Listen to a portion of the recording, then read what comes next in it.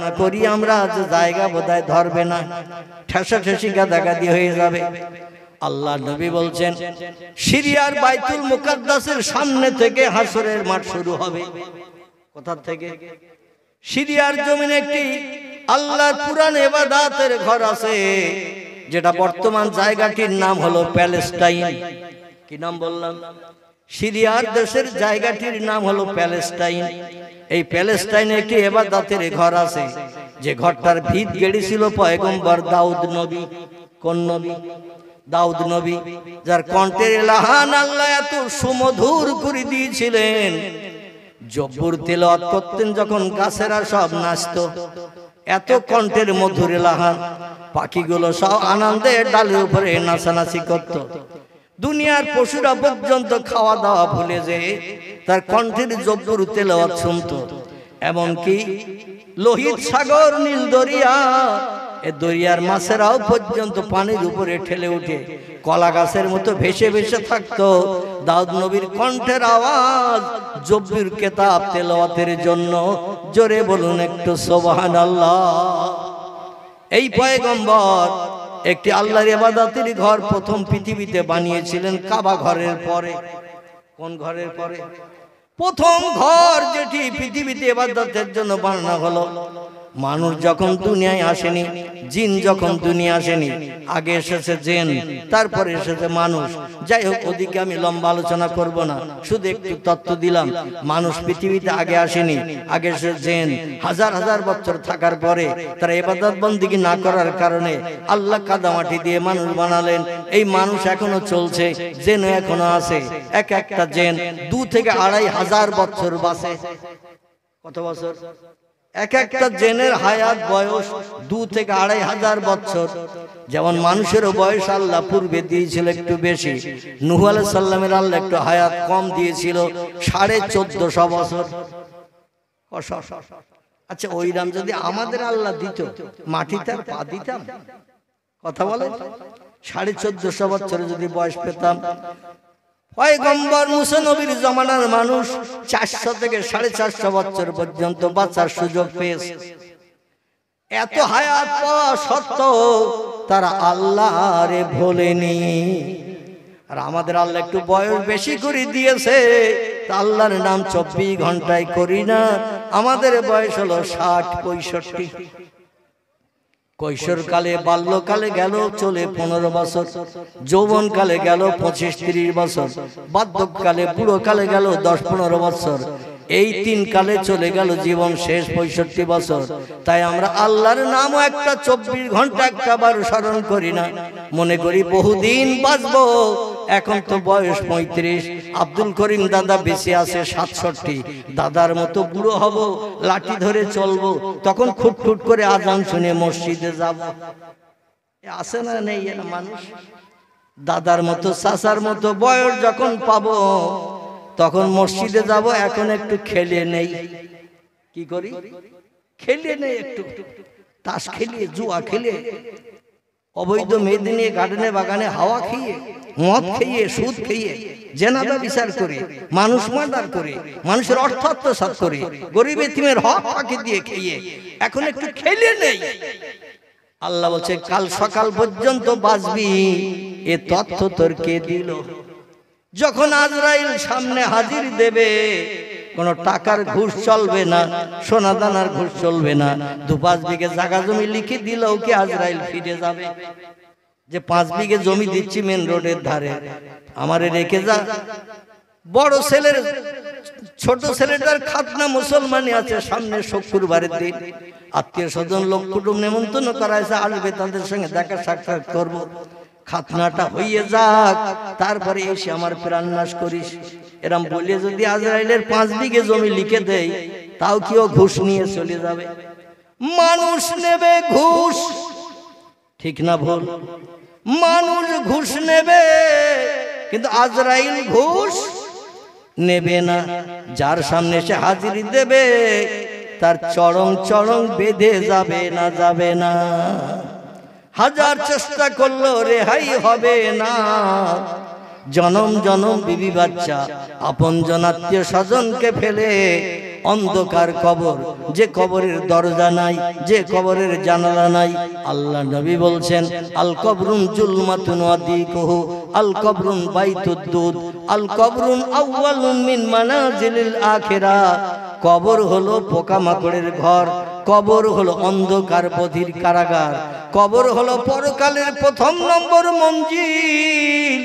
হাজার হাজার বছর ওই কবরে অন্ধকার ঘরে থাকতে হবে, কেউ সেখানে বাতি জ্বালাবে না, বৈশাখ জ্যৈষ্ঠের গরমে কেউ টেবিল ফ্যানও দিয়ে আসবে না, কেউ দুপুরবেলা বাড়িতে রান্না করে কোনো খাবার পরিবেশন করবে না। কেমন আছো তুমি কবরে একটাবার দেখতে যাবে? যাবে কেউ? কেউ দেখতেও যাবে না। কবর হলো ভয়ঙ্কর জায়গা, সাপ বিচ্ছু পোকামাকড়ের ঘর। কবরের পুঁজি তৈরি করে কবরে এসো, কানে যা থাকো মুসাদ, যতদিন পর্যন্ত পশ্চিম দিকে সূর্যোদয় না হবে, যতদিন পর্যন্ত দুনিয়া ধ্বংস না হবে, ততদিন লম্বা জিন্দেগি কবর জেলখানায় তোমাকে রইতে হবে। কথা ঠিক না ভুল? আমার ভাইরা, এই কবরের চিন্তা পৃথিবীতে দুটি দলের মানুষ করেছে। কঠিন দুটি দলের মানুষ এই কবরের চিন্তা পৃথিবীতে করেছে। একটি দলের নাম হলো নবী আম্বিয়ার দল, একটি দলের নাম হলো ওলি আউলিয়ার দল। কারা? কথা বলে। একটি দলের নাম হলো নবী আম্বিয়ার দল। নবী হলো এক বচন, আম্বিয়া হলো বহু বচন। বহুজনকে বলা হয়েছে আম্বিয়া, একজনকে বলা হয় নবী। আদম সফিউল্লাহ থেকে নিয়ে মুহাম্মদ রাসূলুল্লাহ পর্যন্ত তফসিরে কারকেরা তফসিরে ভিতরে লিখেছে, তফসিরে রুহুল বায়ান, তফসিরে মজহুল কোরআন, এমন করে তফসিরে বায়ানুল কোরআন, তফসিরে কাশফ, তফসিরে বাইজাবি, বিভিন্ন তফসিরের কিতাবে লিখেছেন 1 লক্ষ মতান্তরে 2,24,000 মতো পয়গম্বর পৃথিবীর মানুষকে মানুষ বানানোর জন্য, জাহান্নামের আগুনের ভয় দেখিয়ে জাহান্নাম থেকে নিষ্কৃতির জন্য, জান্নাতের সুখ ভোগের কথা বলে জান্নাতি বানানোর জন্য পয়গম্বরেরা আমরণ কাল তারা সংগ্রাম চালিয়ে দুনিয়া থেকে বিদায় হয়ে গেছে। জোরে বলুন একটু সুবহানাল্লাহ। আর পয়গম্বরেরা মরতে হবে এটা সব সময় স্মরণ রাখতো। এজন্য কবর দেখলে দাঁড়িয়ে দাঁড়িয়ে তারা কাঁদতো। আরেকটি দলের মানুষ পৃথিবীতে কবরের চিন্তা একটু বেশি বেশি করেছে, সেটি হলো ওলি আউলিয়ার দল। কাদের দল? ওলি আউলিয়ার দল। ওলি হলো এক বচন, একজনকে বলা হয় ওলি। আউলিয়া হলো বহু বচন, বহুজনকে বলা হয় আউলিয়া। এই দুটি দলের মানুষ কেবল আল্লাহকে আপন বানিয়ে চিনেছে।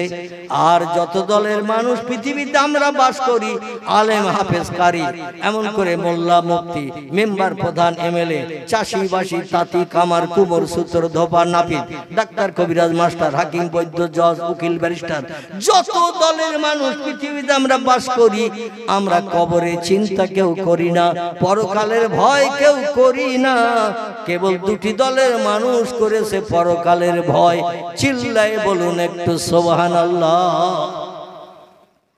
পয়গম্বর দাউদ নবী পরকালের ভয় বেশি বেশি করে করার কারণে দুনিয়া একটু বেশি বেশি করে আল্লাহর ইবাদত করে পরকালে লম্বা জিন্দেগি কোটি কোটি বছর।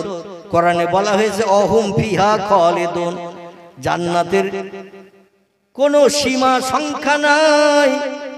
একটা জান্নাতি মানুষ জান্নাতের হুরদের নিয়ে প্রতিদিন এক একটা ঘরে যদি রাত যাপন করে, লক্ষ বছর পেরিয়ে গেল এক ঘরে 2 দিন থাকতে হবে না।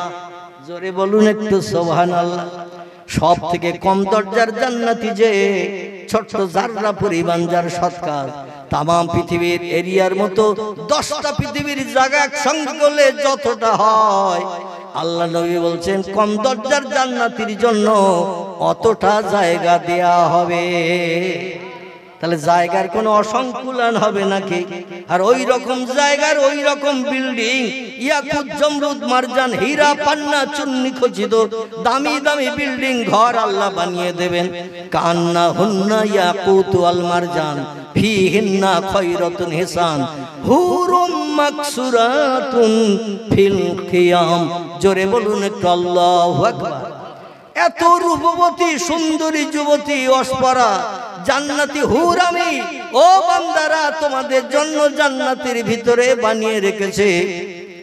তাদের চেহারা যদি একটাবার দেখো তোমরা পাগল হয়ে যাবে আপন বানানোর জন্য। এই রকম সুন্দরী যুবতী অস্পরা নারী, বয়স করা হবে তাদের 18 বছরের, কত বছর? 18 বছরের বয়স করা হবে যৌবনাক্ত যুবতী। আর জান্নাতে পুরুষদের বয়স করা হবে 21 বছরের, কত? বেটা ছেলেদের বয়স করা হবে 21 আর মেয়েদের বয়স করা হবে 18। লক্ষ বছর পেরিয়ে গেল, 18 বছরের মেয়ের বয়স 19 হবে না।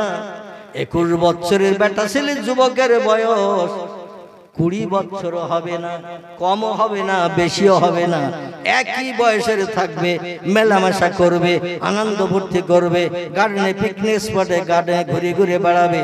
আমার ভাইরা, স্বামী স্ত্রী যেমন দুনিয়ায় সংসার জীবন আনন্দ ফুর্তি করি, তার থেকে কোটি কোটি গুণে বেশি বেশি আনন্দ ফুর্তি চলবে। কিন্তু কোনো বাচ্চা কাচ্চা হবে না, মিলন হবে, জীবনের শখ শান্তি মিটবে। কোনো বাচ্চা কাচ্চা হবে না, এখানে জীবনে কোনো দুঃখ দুর্দশা রোগ শোক এমন করে ওষুধপত্র কিছুই ব্যবহারের প্রয়োজন হবে না। এরই নাম হলো জান্নাত। আমরা চাই না, চাই না।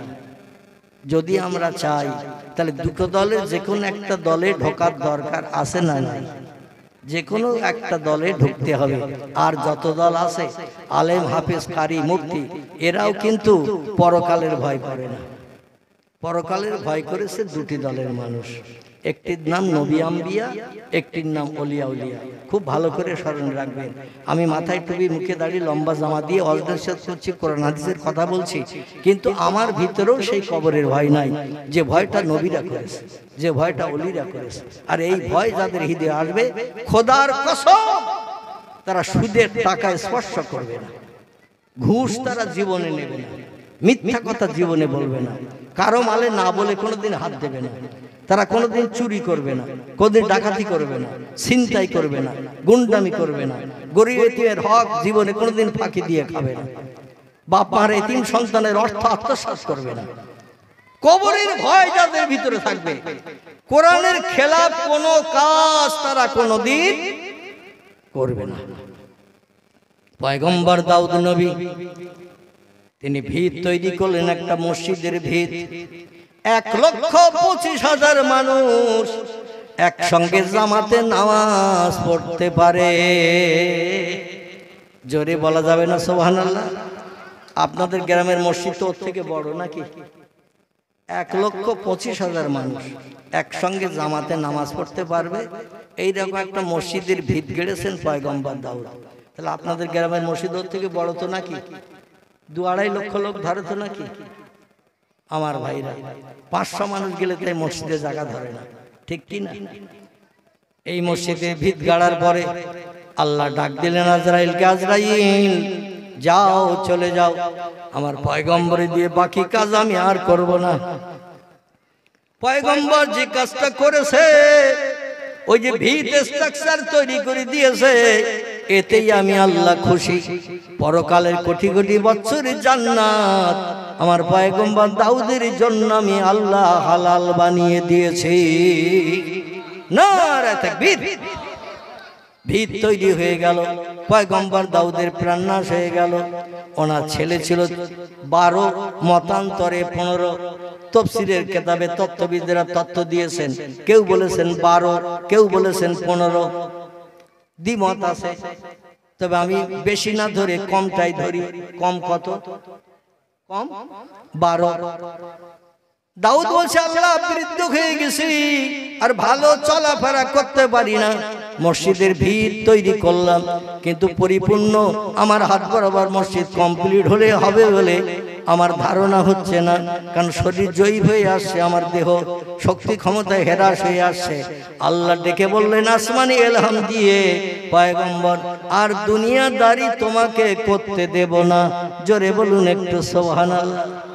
দাউদ বলে, আল্লাহ যদি আমি মারা যাই তো আমার এই পয়গম্বরের দায়িত্বকে নেবে।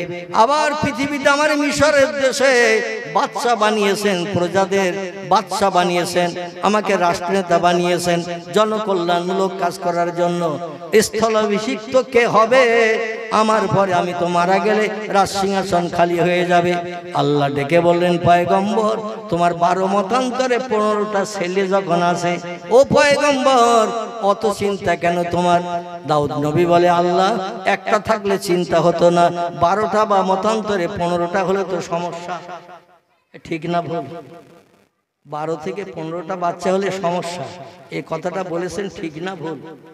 কারণ সন্তান বেশি হলে ঝামেলা হয় না, হয় না? ইয়া আইয়ুহাল্লাযীনা আমানু লা তুলহিকুম আমওয়ালুকুম ওয়ালা আওলাদুকুম আন যিকরিল্লাহ।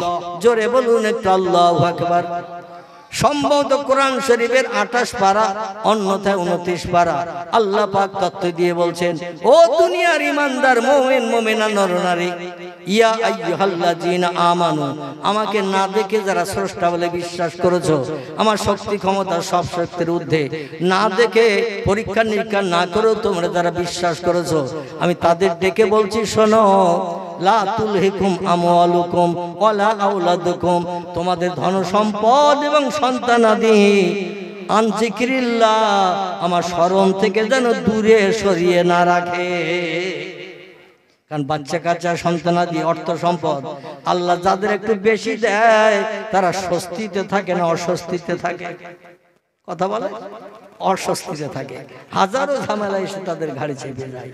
এই জন্য বললেন, তোমার 12 মতান্তরে 15টি ছেলে আছে যখন, যে কোনো একজন হবে। বলে, আল্লাহ সবাই তো রাষ্ট্রনেতা হতে চাইবে, সবাই রাজসিংহাসনে বসতে চাইবে, কারে বসাবো আর কারে বাদ দেবো এই নিয়ে তো ছেলেদের ভিতরে মারামারি কাটাকাটি কোনো হবে।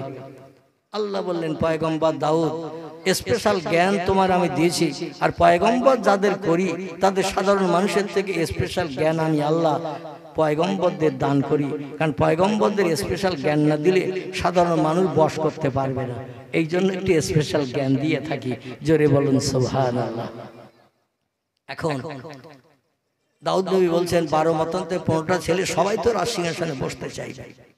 আল্লাহ কারে বসাবো এই নিয়ে তো ঝামেলা হবে, আমার সামনে খুনোখুনি করবে, মারামারি করে। এ বলবে আমি রাজসিংহাসনে রাষ্ট্রনেতা হব, ও বলবে আমি হব।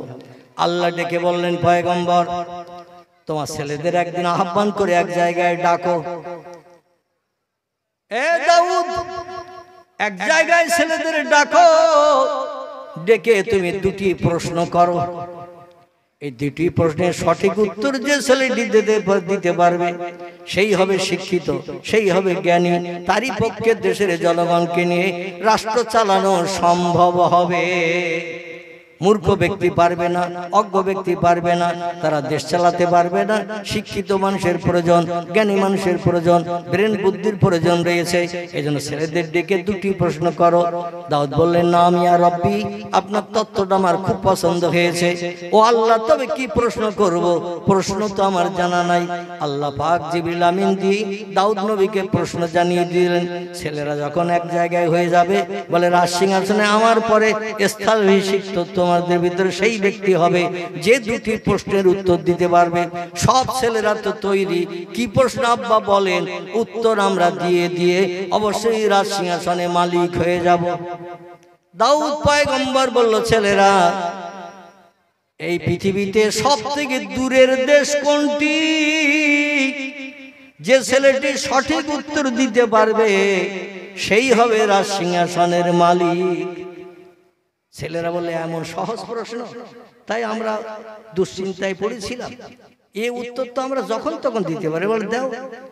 মিশরের জমিনে বসে বসে প্রশ্ন হচ্ছে, কেউ বলে জাপান দূর, কেউ বলে জার্মান দূর, কেউ বলে ইংল্যান্ড দূর, কেউ বলে হল্যান্ড দূর, কেউ বলে পোল্যান্ড দূর, কেউ বলে ইতালি দূর, কেউ বলে ভারত দূর, কেউ বলে শ্রীলঙ্কা দূর, কেউ বলে বর্মা দূর, কেউ বলে পাকিস্তান দূর, কেউ বলে সিঙ্গাপুর দূর। এক একটা দূরের দেশের নাম ছেলেরা করছে। বলতে বলতে বলতে বলতে 11টা ছেলে 11টা দেশের নাম করে দিয়েছে। দাউদ পয়গম্বর বলল, তোমাদের কারো উত্তর সঠিক হয় নাই। উত্তরটা জানিয়েছে কে? আল্লাহ। আচ্ছা, আল্লাহর উত্তরের উপরে আর উত্তর আছে নাকি? আল্লাহর উত্তরের উপরে তার উত্তর নাই। কারণ আল্লাহ পাক হলেন সব থেকে সেরা জ্ঞানী। কথাটা ঠিক না ভুল? ওমা উতিতুম মিনাল ইলমি ইল্লা কালিলা। জোরে বলুন একটু আল্লাহু আকবার। আল্লাহ বলল, মানুষ তোমাদের ব্রেন মগজ ধলাই করে, রিসার্চ করে, গবেষণা করে যত যন্ত্র মেশিন বানিয়েছো মানুষের কল্যাণের জন্য, তোমাদের জ্ঞান কতটা তোমরা কি জানো? আমি আল্লাহ আমার কোরআনের তত্ত্ব কোট করে দিলাম তোমাদের জ্ঞান সম্পর্কে। কিয়ামত পর্যন্ত কোরআনের একটা কথা কেউ মিথ্যা প্রমাণ করতে পারবে না। তোমাদের জ্ঞান হলো আমি আল্লাহ আমার জ্ঞানের কাছে ইল্লা কালিলা, সামান্যতম একটু জ্ঞান আমি আল্লাহ তোমাদের ব্রেনে মগজে দিয়েছি। ওই জ্ঞানটা নিয়ে রিসার্চ করে, গবেষণা করে, ক্যালকুলেটর মেশিন, এমন করে চন্দ্রযান, অ্যাপোলো, রাডার, হাজার ধরনের যন্ত্র মেশিন তোমরা বানিয়েছো। অ্যাপোলো বানিয়েছো, স্কুটনিক বানিয়েছো, পাতাল রেল বানিয়েছো, তোমরা জলজাহাজ, সাবমেরিন বানিয়েছো, সাগরের পানির তলা দিয়ে জলজাহাজ চলে যাচ্ছে, পানির তলা দিয়ে, উপরে কিছুই দেখতে পাওয়া যায় না। রকেট বানিয়েছো, স্কুটনিক বানিয়েছো, অ্যাপোলো বানিয়েছো, ওয়ারলেস বানিয়েছো, টেলিফোন বানিয়েছো, মোবাইল বানিয়েছো, হাজার যন্ত্র মেশিন, রেডিও, টেলিভিশন বানিয়েছো। কিন্তু তোমাদের জ্ঞান কত তোমরা কি জানো? ইল্লা কালিলা। তোমাদের জ্ঞান হলো আমার জ্ঞানের কাছে সামান্যতম একটুখানি। আল্লাহ বলছেন আমার জ্ঞান হলো অসীম জ্ঞান, মানুষের জ্ঞান হলো সসীম। জোরে বলুন আমিন। পয়গম্বর দাউদ বললেন, তোমাদের এই যে 12 জনের ভিতরে 11 জন ছেলে, 11টা দূরের দেশের নাম করেছো, আমার আল্লাহর কাছে তোমাদেরও দেশের নাম দূরের দেশ হিসাবে বিবেচিত হয়নি। ছেলেরা বলছে তাহলে আপনি বলে দেন। বলে আমি বললে তোমরা তো কেউ বাদশা হতে পারবে না। বলে তাহলে উপায়? বলে তোমাদের ভিতরে আর কেউ বাকি আছে বলতে? বলে আব্বা ওই ছোট ভাইটা পাশে দাঁড়িয়ে দিয়েছে, আমরা উত্তর দেব তাই শুনবে বলে এসেছে। ছোটটার নাম হযরতে সুলাইমান আলাইহিস সালাতুস সালাম। জোরে বলুন একটু সুবহান। বয়স 6 মতান্তরে 7 বছর। কত বললাম? 6 মতান্তরে 7 বছর। এই 12-13টি ছেলের ভিতরে সব থেকে কনিষ্ঠ ছোট যে, তাহলে এই বয়সে বেশি হবে না কম হবে? ছোট ছেলে। তাই বলছে আব্বাও আমরা কি উত্তর দেই তাই শোনার জন্য পাশে এসে দাঁড়িয়ে ও দেখছি আর শুনছি। পয়গম্বর দাউদ বলছে, ইয়া ইবনি সুলাইমান, ও বাবা তোমার ভাইরা কোন কোন দেশের নাম বলেছে তুমি কি শুনেছো? সুলাইমান বলে নাম ইয়া রব্বি, আব্বা, ইয়া আবি, হ্যাঁ আব্বা আমি শুনেছি। বলে তোমার কাছে তোমার ভাইদের প্রশ্নের উত্তর কোনটা সঠিক হয়েছে বলো। সুলাইমান বলে আব্বা ভাইরা যে সমস্ত দেশের নাম বলেছে ও দেশ আমার কাছে কাছের কাছের দেশ, ও দেশ আমার কাছে দূরের দেশ নয়। বলছে তাহলে তোমার কাছে দূরের দেশ কি আলাদা আছে? সুলাইমান বলছে না আমি আবি, হ্যাঁ আমার কাছে দূরের দেশ আলাদা আছে। ভাইরা বলছে আমরা এত দেশের নাম বললাম, আগে হয়েছে দুনিয়ার দেশের নাম আমরা জানি, আর তুমি শেষে হয়ে তুমি আবার আমাদের থেকে দূরের দেশের নাম জানো। এই সুলাইমান বল তাহলে কোন দেশ, দেখি আমাদের দেশের থেকে তোর নামটা কোন দূরের দেশ হয়। সুলাইমান বলছে আব্বা আমার কাছে সব থেকে দূরের দেশের নাম হলো কবর। কি নাম? আমার কাছে সব থেকে দূরের দেশের নাম হলো কবর। ভাইরা অট্ট হাসি হাসলো 11 জন ভাই। বলে আব্বু বাচ্চা মানুষও ভুল তত্ত্ব দিয়েছে, ওর কথা কিছু মনে নেবেন না। দাউদ নবী বলছে ছেলেরা সুলাইমান ভুল কি তত্ত্ব দিল? বলে একটু মাথা উঁচু করলে আমাদের কবরের স্থান দেখতে পাওয়া যায়। অল্প দিনের ভিতরে কেউ মারা গেলে তার কবরের উঁচু ঢিবি মাটিটাও মাথা উঁচু করলে নজরে দেখা যায়। আর দূরের দেশ দেখতে গেলে বহু দিন ধরে ধরে যেতে হয়, চলতে হয়, হাঁটতে হয়, ঘোড়ার পিঠে ছুটতে হয়, তারপরে দূরের দেশে পৌঁছাতে হয়। কবর তো বাড়ির পাশে কত আছে। সুলাইমান বাচ্চা মানুষ তথ্য জানে না, এজন্য একটা তথ্য দিয়েছে, কিছু মনে নেবেন না। দাউদ পয়গম্বর ডেকে বলে সুলাইমান মাথা উঁচু করলেই কবর দেখতে পাওয়া যায়, কিন্তু সেই কবরের নাম তুমি দূরের দেশের নাম হিসাবে কেন সাব্যস্ত করলে? সুলাইমান বলে, আব্বা জাপানে যদি কেউ থাকে, জার্মানে কেউ থাকে, ইংল্যান্ডে থাকে, হল্যান্ডে থাকে, পোল্যান্ডে থাকে, ভারতে থাকে, বাংলাদেশে থাকে, পাকিস্তানে থাকে, শ্রীলঙ্কায় থাকে, বর্মায় থাকে, কোনো আপনজন কেউ যদি পৃথিবীর কোনো দেশে থাকে, সে দেশে যে খুঁজলে 2 মাস 6 মাস 2 বছর 5 বছর 10 বছর পরে কেউ যদি হারিয়ে কোথাও যেয়ে থাকে, খুঁজলে একদিন না একদিন তার সন্ধান পাওয়া যায়। কথাটা ঠিক না ভুল? কোন দেশে কোন আপনজন যদি হারিয়ে থাকে, পালিয়ে থাকে, যত দূরের দেশ হোক, সেখানে যে 2 মাস 6 মাস 1 বছর 2 বছর 5 বছর খুঁজলে একদিন না একদিন তার সন্ধান পাওয়া যায়। কিন্তু কবর দেশে যে লোকটি যায়, কিয়ামত পর্যন্ত খুঁজলে তার কোনো সন্ধান পাওয়া যায় না।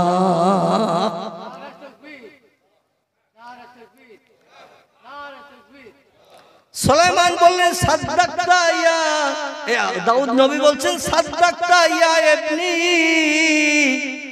আমার বেটা তোর উত্তরটাই সঠিক হয়েছে। কবর দেশে কোনো ব্যক্তি যদি যায়, সারা জীবন খোঁজ করলেও তার সন্ধান পাওয়া যায় না। এজন্য কবর যদিও বাড়ির পাশে, কিন্তু এই দেশটা বহু দূরের দেশ হিসাবে বিবেচিত। 11 জন ভাই বলছে, আব্বা প্রশ্ন তো শেষ হয়নি। বলছে, না বাবা, এখনো একটা বাকি আছে। বলে, ওই শেষ প্রশ্নটার উত্তর আমরা 11 জন মিলে দেব।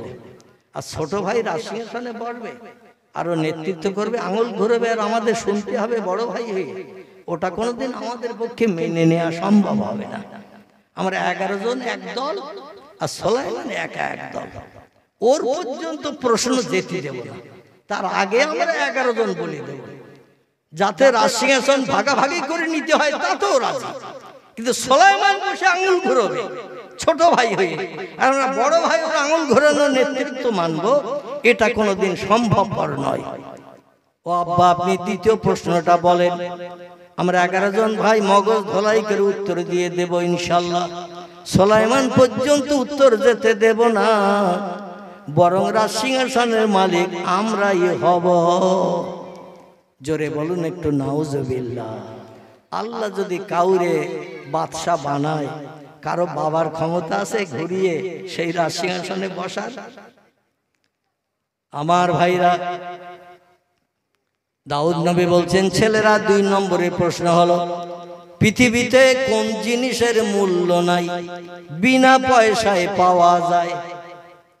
এ ছেলেরা, এই পৃথিবীতে কোন জিনিসের মূল্য নাই, কোন জিনিসের দাম নাই, বিনা পয়সায় পাওয়া যায়, পয়সা দিয়ে কিনতে হয় না? এই প্রশ্নের উত্তর দাও। বড় ছেলে বলে, আব্বা আগুন বিনা পয়সায় পাওয়া যায়। আর একটা বলে, আব্বা পানি বিনা পয়সায় পাওয়া যায়। আর একটা বলে, আব্বা হাওয়া বিনা পয়সায় পাওয়া যায়। আচ্ছা, কেউ কেনে? কথা বলে, যে কোনো পুকুর থেকে যদি 1 গ্লাস তুলে আনে, তো বাড়িওয়ালা বলবে যে আমার পুকুর পয়সা দে। পুকুরের পানি, খালের পানি, ডোবার পানি, টিউবওয়েল থেকে যদি 1 কলসি পুড়িয়ে নেয়, তো পয়সা চাবে কেউ? কেউ বলছে, আব্বা লতা পাতার কোনো মূল্য নাই, গাছপালায় জড়িয়ে থাকে, যে কোনো মানুষ ছিঁড়িয়ে আনতে পারে। কেউ বলছেন তৃণলতা ঘাসের কোনো মূল্য নাই, জমিনে হয়ে থাকে, যে কোনো মানুষ কেটে নিয়ে যেতে পারে, কেউ বারণ করে না, পয়সাও চায় না। এক একজন এক একটা জিনিসের নাম বলে। আমার ভাইরা, সুলাইমান চুপ করে দাঁড়িয়ে দাঁড়িয়ে ভাইদের এই তথ্য শুনছেন। বলতে বলতে 11 জন হয়ে গেল। দাউদ পয়গম্বর বলছে, তোমরা যে তত্ত্ব দিল, হাওয়ার মূল্য নাই, আগুনের মূল্য নাই, পানির মূল্য নাই, গাছের পাতার মূল্য নাই, লতা পাতার মূল্য নাই, ঘাসের মূল্য নাই। এ ছেলেরা, তোমরা 11 জন 11টা জিনিসের নাম করলে। কেউ বলছে মাটির মূল্য নাই, জমিনের মাটি, যে কোনো জায়গা থেকে 1 খামসা যদি কেউ নেয়, কেউ বারণ করবে? 1 খামসা মাটি বারণ করবে কেউ? কেউ তো বারণ করবে না। তাম দুনিয়ায় শুধু মাটির জমিন, 1 খামসা নিলে কেউ কিছু মনে করবে না। বলতে বলতে 11 জনের বলা হয়ে গেছে। সুলাইমান চুপ করে দাঁড়িয়ে আছে ওই মজলিসের এক পাশে। দাউদ নবী বলছেন, সুলাইমান বাবা, তোমার ভাইরা 11টা জিনিসের নাম করেছে। আগুন পয়সা দিয়ে কিনতে হয় না, হাওয়া পয়সা দিয়ে কিনতে হয় না, পানি পয়সা দিয়ে কিনতে হয় না, লতা পাতা পয়সা দিয়ে কিনতে হয় না, ঘাস পয়সা দিয়ে কিনতে হয় না, মাটি পয়সা দিয়ে কিনতে হয় না, হাওয়া পয়সা দিয়ে কিনতে হয় না। ও বাবা, তোমার ভাইদের উত্তর কি সঠিক হয়েছে? সুলাইমান বলে, লা ইয়া আবি, ও আমার পিতা পয়গম্বর দাউদ নবী গো, ভাইরা যে সমস্ত তত্ত্ব দিয়েছে বিনামূল্যে পাওয়া যায়, বিনা পয়সায় পাওয়া যায়, কোন তত্ত্ব আমার কাছে সঠিক হয়নি। জোরে বলুন একটু সুবহানাল্লাহ, আর একটু জোরে বলুন না সুবহান। ভাইরা বলছে, আব্বা ও যা বলবে তাই কি মেনে নিতে হবে? রান্না করতে গেলে আগুন লাগে। সুলাইমান বলছে, বিনা পয়সায় পাওয়া যায়, পয়সা দিয়ে কিনতে হয় না। তবে আপনাকে আমি বলি, পানি ছাড়া মানুষ বাঁচে না, পানির বিশেষ প্রয়োজন আছে। পিপাসা লাগলে পানি পান করতে হয়, আগুন দিয়ে কাঁচা জিনিস রান্না করে খেতে হয়, হাওয়া নাকে দিয়ে না টানলে, অক্সিজেন না টানলে বেঁচে থাকা যায় না। অব্বাজান লতা পাতা ঘাস চতুষ্পদ জীবজন্তুরে খাইয়ে পেটের উদর পূর্ণ করতে হয়, অন্যথা অনাহারা হয়ে মারা যায়। জমিনের মাটি ছাড়া কোনো চাষবাস হয় না, ফসলাদি হয় না। সব জিনিসের প্রয়োজন রয়েছে, দরকার রয়েছে, বিনা পয়সা বিনা মূল্যে পাওয়া যায় না। কিন্তু আমার কাছে এমন একটা জিনিস আছে, কোন মানুষ পয়সা দিয়ে কিনতেও চায় না। জোরে বলুন সুবহান। পয়গম্বর দাউদ বলছেন, এ বাবা সুলাইমান, সেটা কি?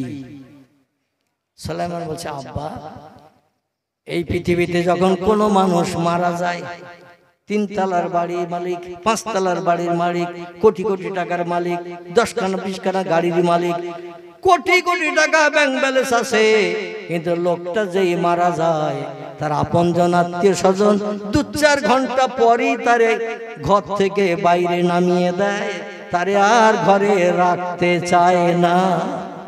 কোন ব্যক্তির কাছে যদি বিক্রি করতেও কেউ চায়, কেউ পচা লাশ কিনতেও চায় না। একটা মানুষ যদি 2-10 ঘন্টা মরে গেলে রাখেন, ও ফুলে মোটা হবে না? হবে না? আচ্ছা, ফুলে মোটা হয়ে গেলে গোস্ত পোস্ত পচবে না? পচবে না? আচ্ছা, পচে যদি যায় পোকা হবে না? হবে না? দুর্গন্ধ ছুটবে না? ছুটবে না?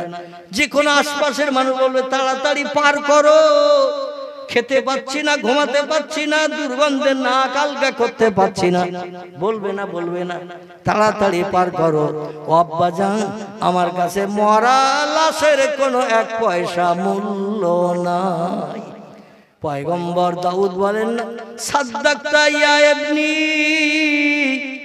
ও বেটা সুলাইমান, আল্লাহর ফেরেশতা জিবরিলের তরফ থেকে এই উত্তরটা আমি শুনেছি।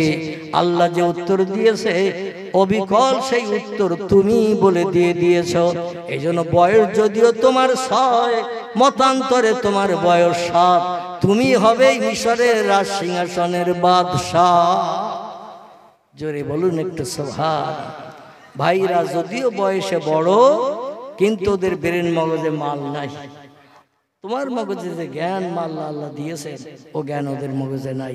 এই পয়গম্বর সুলাইমান বাল্যকালে রাজ সিংহাসনের বাদশা হয়ে গেল।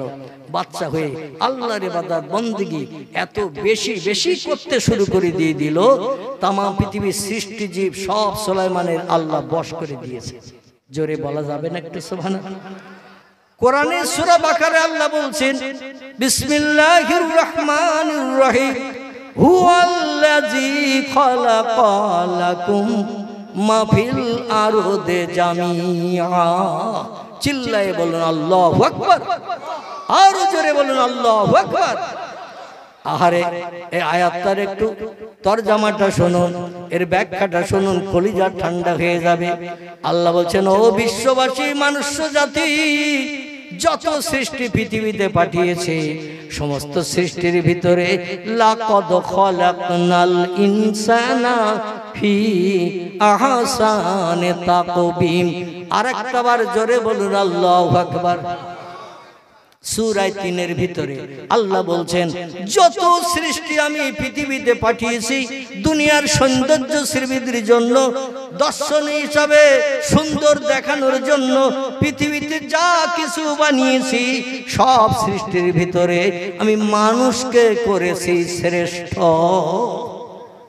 মানুষ হলো সব সৃষ্টির ভিতরে শ্রেষ্ঠ, আর মানুষকে শ্রেষ্ঠ বানিয়েছে বলে হুয়াল্লাযী খালাকালাকুম মা ফিল আরদি জামিআ। তো মানুষ দুনিয়ার জমিনে যা কিছু চোখে দেখতে পাও, যা কিছু চোখে দেখতে পাও না, সাগরের পানির তলায় কি আছে, উপরে দাঁড়ালে কি দেখতে পাওয়া যাবে? পাওয়া যাবে? দেখতে পাওয়া যায় না। পাহাড়ের ওপারে কি আছে, এপারে দাঁড়ালে কি দেখতে পাওয়া যাবে? মাটির তলায় কি আছে, 4 আঙ্গুল মাটির তলায় কি আছে? আমরা যদি মাটির উপরে নজর করি 4 আঙ্গুল মাটির তলায় কি আছে কেউ বলে দিতে পারবো? কিছু ব্যক্তিদের আল্লাহ অন্তরে চোখ দান করেছিলেন, কিছু ব্যক্তি আল্লাহ অন্তরের কান দান করেছিলেন। এই ব্যক্তিত্ব হলো 2টি দল। পূর্বে সেই দলের নাম আপনাদের কাছে বলেছি। একটি দলের নাম হলো নবী আম্বিয়া, একটি দলের নাম হলো অলি আউলিয়া। আল্লাহ নবীদের অন্তরে চোখ দিয়েছেন, নবীদের অন্তরের কান দিয়েছেন। এক জায়গায় দাঁড়িয়ে থাকলে হাজার হাজার মাইল দূরের কথা রেডিও সেন্টারের মতো শুনতে পান। হাজার হাজার মাইল দূরে যদি কোনো ঘটনা ঘটে, হাজার হাজার মাইল দূরে দাঁড়িয়ে থাকলো আমার ভাইরা অন্তরে চোখ দিয়ে বাস্তব দৃশ্য পয়গম্বরেরা দেখতে পান। জোরে বলুন একটু সুবহানাল্লাহ। মক্কার মুশরিকেরা পয়গম্বর মুহাম্মদ রাসূলুল্লাহকে একদিন ডেকে বলছে, মুহাম্মদ যত প্রশ্ন করি সব প্রশ্নের উত্তর তুমি তো দাও। আবু জেহেল ডেকে বলছে, মুহাম্মদ কাবার চাতলে। কোথায়? কাবা শরীফের চাতল, 4 কোণা বিশিষ্ট ঘর কাবা বাইতুল্লাহ, ওর চতুর্দিকে ফাঁকা ময়দান আছে। হাজী সাহেব যারা হজ পাক করতে গেছেন বাস্তবে দেখে এসেছেন। আমি আমার পায়ে ধাপ ভেবে গুনে দেখেছি 3 দিন ধরে 730 ধাপের রাস্তা কাবা শরীফের চাতলের পুরো এরিয়াটা। কত ধাপ বললাম? 730 ধাপের রাস্তা। আল্লাহ যদি তকদিরে নসিবে জুটান যে আপনি ধাপ দিয়ে ঘুরবেন, পায়ে ধাপ ভেবে ঘুরি ঘুরবেন, 730 কিংবা 31 ধাপ আপনার হতে পারে। আমার ধাপের মতো এইরকম ধাপ যদি ফেলেন তাহলে 730 হবে। আমার থেকে একটু ছোট ফেললে আরো 2-7 ধাপ বেশি হতে পারে। আবার আমার থেকে একটু বেশি জোরে বড় ধাপ ফেলেন, লম্বা মানুষ 2-5 ধাপ কম হতে পারে। আমার পায়ের ধাপ আমি 3 বার করে গুনেছি, 730 ধাপের রাস্তা। এই বিশাল ফাঁকা চাতোয়াল যেখানে হাজী সাহেবরা কাবা ঘরকে কেন্দ্র করে তপ করে ঘুরে থাকে, এই চাতোয়ালে মক্কার লিডাররা সব হাজির হয়েছে আবু জেহেলের ডাকে। কার ডাকে? আবু জেহেলের ডাকে। লিডারদের ভিতরে আবু লাহাব আছে, উমাইয়া বিন খলফ আছে, সুফিয়ান ইবনে খালিদ হারবি আছে, উতবা আছে, উতাইবি আছে, শুআইবি আছে, ইকরামা আছে, আবু সুফিয়ান আছে, নাজ্জার আছে, বড় বড় লিডার নেতারা সব হাজির। আবু জেহেল বলছে, ভাইপোরে যত পরীক্ষা করি সব পরীক্ষায় ভাইপো ফার্স্ট ক্লাস ফার্স্ট হয়, কোন পরীক্ষায় আজ পর্যন্ত আমরা ফেল করাতে পারিনি। এই জন্য তার কলেমার দাওয়াতে আমরা বন্ধ করতে পারিনি। একটা দিন ফেল করাতে পারলে তার কলেমা যে মিথ্যা সত্য নয় এটা আমরা প্রমাণ করতে পারতাম, কিন্তু পরীক্ষায় তো তারে ফেল করাতে পারিনি। তবে আজকে একটা কঠিন পরীক্ষা নিতে এসেছি। কি পরীক্ষা নেব তোমরাও জানো না, কেবল আমি জানি, আমাদের দেবতা লাত জানে। কে জানে? আমাদের দেবতা প্রভু লাত জানে। লাত দেশের মানুষ বলছে এই রকম কঠিন পরীক্ষা নেওয়ার জন্যই তো আমরা প্রস্তুত আছি, দেখতেও রাজি আছি। আবু জেহেল এ হাতের মুঠাটা করে নিয়ে বাড়ি থেকে এসেছেন। ছাপামারা সাইয়ের পূর্ব দিকে আবু জেহেলের বাড়ি। বর্তমানে সেই বাড়িটা এখন ইন্টারন্যাশনাল টয়লেট বানানো হয়েছে, পায়খানা ঘর। আবু জেহেলের বাড়িটা শত শত পায়খানা ঘর সৌদি সরকার বানিয়ে রেখেছে হাজিদের পায়খানা করার জন্য। জোরে বলুন সুবহানাল্লাহ। সেখানে আবার সাবান দেয়া, গরম পানি, ঠান্ডা পানি, ময়লায় হাত দিতে হবে না, শুধু পাইপ ধরলেই ক্লিয়ার করে দিয়ে দেবে। যার যখন পেট ব্যথা করে সৌদি সরকারের স্বেচ্ছাসেবীরা বলে ইজহাব ইজহাব ইলাল বাইতুল খালা, তাড়াতাড়ি যাও, পেট ব্যথা করছে, পেট ধরে টিপতেছো, ওখানে যাও, মাল ঝাড়ো, পেট ব্যথা বন্ধ হয়ে যাবে। এইখান থেকে ও সাফা মারা সাইজ জায়গা মসজিদে হারাম পেরিয়ে কাবার চাতলে এসে নেমেছে। আর লিডার নেতারাও সব এসে হাজির। তো বাড়ির থেকে এসে যখন মুঠা বেঁধে নিয়ে এসেছে, কি করে এসেছে? মুঠা বেঁধে নিয়ে এসেছে। মুঠার ভিতরে এনেছে, ওর ঘরের দরজার সামনে ছিল একটা বরই গাছ। কি গাছ? বরই গাছ। কি গাছ জানেন? বাংলাদেশের লোকেরা বরই বলে, কুল ফলকে কুল।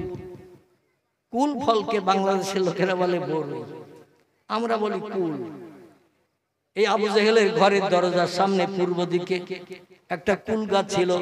তফসির কারকেরা তফসিরের ভিতরে লিখেছে, এই পৃথিবীতে 1450 বছর আগে প্রথম ডায়াবেটিস রোগ, সুগার রোগ ধরেছিল আবু জেহেলের। কার?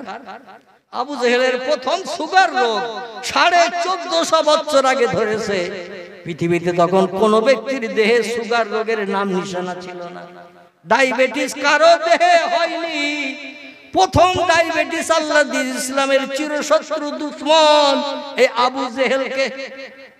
আর এই ডায়াবেটিস রোগ থেকে মুক্তির জন্য প্রতিদিন সকালবেলা ঘুম থেকে উঠে জমজমের পানি নিয়ে হাত মুখ ধুয়ে ওর বাড়ির সামনের কুল গাছের ওই টোকো কুল পেড়িয়ে পেড়িয়ে খেত সুগার রোগ থেকে নিষ্কৃতির জন্য। বুঝতে পেরেছেন? এই কুল পেড়ে পেড়ে খেত, কোষো কুল, টোকো কুল খেলে একটু সুগার কম হয়। তাই ও সকালবেলা ঘুম থেকে উঠে কিছু না খেয়ে হাত মুখ দিয়ে প্রথম টোকো কুল খায়। আর সেই কুল গাছের থেকে পেড়ে নিয়ে একটা দুটো খেয়েছে, আর একটা মুঠো করে নিয়ে কাবার চাতলে হাজির হয়েছে। এসে বলছে, মুহাম্মদ, আমার হাতের ভিতরে কি আছে যদি না দেখে তুমি বলে দিতে পারো তাহলে তোমারে আল্লাহর পয়গম্বর বলে মেনে নেব। কারণ কুল নিয়ে আসবে, এটা দেশের লোক জানে না। আর দেশের লোকের এই বিষয়ে কোনো ধারণা পোষণ করে। হঠাৎ মনে কি খেয়াল হয়েছে, গোটা 2 কুল খেয়েছে আর একটা মুঠো করে নিয়ে কাবার চাতলে হাজির হয়েছে। এসে বলছে, আমার মুঠায় কি আছে যদি না দেখে বলে দিতে পারো তাহলে তোমার পয়গম্বর বলে বিশ্বাস করো। আল্লাহ নবী মুহাম্মদ রাসূলুল্লাহ দলবল সব চতুর্দিকে ঘিরে দাঁড়িয়ে রয়েছে। আর এক দৃষ্টি আবু জেহেলের মুখের দিকে তাকিয়ে, মুঠার দিকে তাকিয়ে আল্লাহ নবী একটু মাথা নিচু করে চিন্তা ভাবনা করে বলছেন, চাচা, তোমার মুঠার ভিতরে কি আছে আমি দেখিনি, আর ও আমারে দেখেনি। কারণ মুঠার ভিতরে পুরে রেখেছো, ও আমারে দেখিনি, আমি ওরে দেখিনি। তা মুঠার ভিতরে কি আছে ও যদি কথা বলে আমার পরিচয় দেয় তাহলে আমাকে তুমি পয়গম্বর বলে বিশ্বাস করবে। আবু জেহেল বলল, মুহাম্মদ, ও পরিচয় দিলে হবে না। তুমি বাঘের কথা বলিয়েছো, হরিণের কথা বলিয়েছো, ও মুহাম্মদ তুমি পাথরের কথা বলিয়েছো, গাছের কথা বলিয়েছো। এজন্য কি আছে বলতে হবে। নবী বলছেন, শোনো, তোমার হাতের ভিতরে আছে কাকরের কুচি, পাথরের কুচি। ও পাথরের কুচি, আবু জেহেলের হাতের মুঠার ভিতর থেকে আমি কে কথা বলছি আমার পরিচয়টা একটু জনগণকে শুনিয়ে দাও। জোরে বলুন একটু সুবহান। কিন্তু হাতে রেখেছে কি? কুল। নবী বলছেন, পাথরের কুচি, তুমি আমার পরিচয়টা, যত মানুষ দাঁড়িয়ে আছে তাদের কাছে আমার পরিচয়টা জবান খুলে দিয়ে দাও।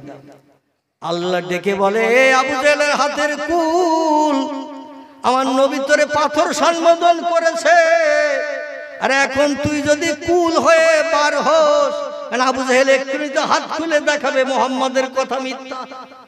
মুহাম্মদ বলছে পাথর, আর আমি এনেছি আমার ঘরের দরজার সামনের কুল ফল। মুহাম্মদ মিথ্যা কথা বলে, ও যে ধর্মের পরিচয় দিচ্ছে, প্রকাশ করছে, ও মিথ্যা। একটা মিথ্যা কোন রকমে যাচাই করতে পারলে ওরা উপকৃত হবে। আল্লাহ বলছেন, কুল রে তুই পাথর হয়ে যা। জোরে বলা যাবে না একটু সুবহানাল্লাহ? নারায়ে তাকবীর। আচ্ছা, আল্লাহ বললে সৃষ্টির কথা শুনবে না? শুনবে না। ওয়াইন মিন শাইইন ইল্লা ইউসাব্বিহু বিহামদিহি। জোরে বলুন একটু আল্লাহু আকবার। আল্লাহ বলছেন যা কিছু চোখে দেখো আর যা কিছু দেখো না সব সৃষ্টি আমার নামের তসবিহ পড়ে, আমার হুকুম মানে, আমার স্মরণ করে, আমার কথার খেলাফ পৃথিবীর কোনো সৃষ্টি করে না, কারণ সব সৃষ্টি আমি আল্লাহ বানিয়েছি। জোরে বলুন একটু সুবহান। আচ্ছা, সৃষ্টি যদি আল্লাহর কথা শোনে, আল্লাহর হুকুম মানে, আল্লাহ যদি বলে কুল পাথরের কুচি হয়, কুল হবে না? হবে না? পাথরের কুচি হবে। নবী বলছেন পাথরের কুচি। আবু জেহেল অট্ট হাসি হেসে জনগণকে বলছে মুহাম্মদ আজকের মিথ্যাবাদী সাব্যস্ত হলো। সবাই বলছে মা তারা ইয়াকি, তুমি তাহলে একটু দেখাও, তুমি কি এনেছো আর আমরা কি দেখছি, একটু দেখাও। মোহাম্মদ বলল তো পাথরের কুচি, আর তো কি দেখাতে চাইছো? বলে আমার ঘরের দরজার সামনে কুল গাছের ফল আমিও দুটো খেয়েছি সকালবেলা, আবার একটা মোটা করে এনেছি, এই দেখো কুল ফল। যেই আঙুল ফাঁকা করেছে দেখে 4-5টা পাথরের কুচি। জোরে বলুন সুবহান। নবী ডেকে বলছেন মা তারা ইয়া আম্মি, ও চাচা কি দেখলে? আমি যে বললাম পাথরের কুচি, তুমি বলছে কুল ফল। তোমার কথা সত্য না আমার কথা সত্য? তোমার কথা মিথ্যা না আমার কথা মিথ্যা? দেশের জনগণ আবু লাহাব, উমাইয়া বিন খালদ, সুফিয়ান ইবনে খালিদ হারবি, উতবা, উতাইবা, শাইবা, ইকরামা, আবু সুফিয়ান, হযরতে নাজ্জার, বিখ্যাত মক্কার লিডার, সবাই বলছে দুগেলার গত রাত্রে আবু জেহেল বোধহয় বেশি খেয়ে নিয়েছে, ও পাথরের কুচি এনে কুল ফল বলতে শুরু করেছে। জোরে বলুন একটু সুবহান। মক্কার বড় বড় লিডার বলছে মুহাম্মদ তুমি এই মুঠার ভিতরে কি করে ওইখানে দাঁড়িয়ে দেখলে?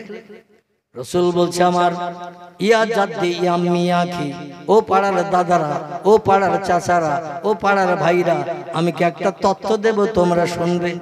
সবাই বলছে নাম ইয়া ইবনে মুহাম্মদ, ও ভাই মুহাম্মদ বলো কি দিতে চাইছো? বলে আমার পাড়া প্রতিবাসী মক্কাবাসীরা, আমি সামনে তাকালে যত দূর দেখতে পাই, পিছনে না তাকালেও তত দূর দেখতে পাই।